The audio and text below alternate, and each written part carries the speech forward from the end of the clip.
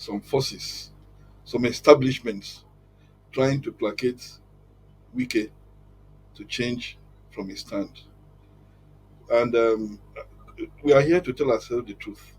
And the truth is that a particular people and a particular, um, how will I say, race in this country, so to speak, feel that they have the birthright to rule this country. And a lot of us are saying that it is not supposed to be. If you have tried and tried and tried and tried and tried and you don't seem to be getting it right, what is wrong with changing or moving ahead to look at other people?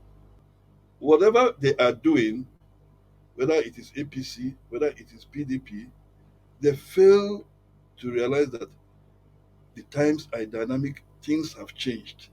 A child of 2015 is not a child of 2022. Every day we learn, every day we think. So, as far as most of us are concerned, and I'm a voter, thank God I have my voter's card, I am thinking beyond the so called established parties right from day one. The Royal Highness he has the right to visit anybody within the country.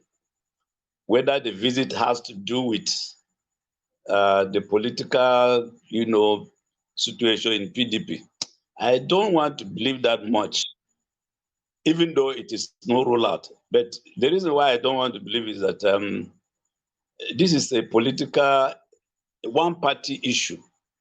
And His Royal Eminence, I don't think he will be seen to be interfering on political issue that concerns one political party. Be that as it may, if it happens that yes, he is there to say, hey, Wike, it's as if the rate you are going, there will be problem. Let's look at it again. Fine. But let me say it again. I've been saying that I still stand to say that not Southeast deserve the presidency of this country. But the way the politics were played, even those from the Southeast didn't help matters, including their brothers from the South. Because, like I keep saying, if Wike had put in his feet on ground, at the point PDP say the presidency should be thrown open, that no, it shouldn't be like that.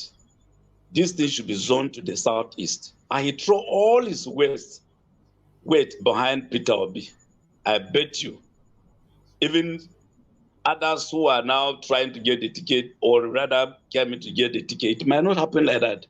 But we saw what happened. We can buy into the throwing the ticket open, contested, and sort of give Peter Obi the hit that he has to leave the place. Because I've seen Peter Obi a more qualified presidential material than Wike. The Sultan should remember what happened in 1966. Sir Ahmadu Bello was involved in politics, and how he ended up is still fresh in our memories. So when they are saying that traditional rulers should distance themselves from politics, it is with cogent reasons. So a word is enough for the wise. When it has to do with Wike and this man has a lot to do with integrity. And the integrity for me, it's a major issue. People might say what they want, but I align a bit more with Obi because the guy is clear in his thoughts, what he wants to do, like yesterday. He's not even thinking about what he'll do. First of all, I'll say for me to see that the Sultan of Sokoto has gone to visit Wike, it's more like seeing where the heat is too much. These are cabals of Nigeria. These are a lot of people that we don't see that come out to do the business of politics, to just have their self-interest to Nigerians. He probably is a messenger to what is really happening between the APC and the PDP. If we go back to the statement that Wike said, he said there are some people in the APC that are funding some people in the PDP to do what they are doing. So it is not far-fetched that a lot of things that are coming out from the APC and the PDP are just unanimous. The people that follow Atiku are just group of people wearing dashiki, wearing Hausa kaftan and cap. The same thing with Bola Tinubu. But when Peter Obi is doing his things, you see genuine people. You see people that are craving change in the government.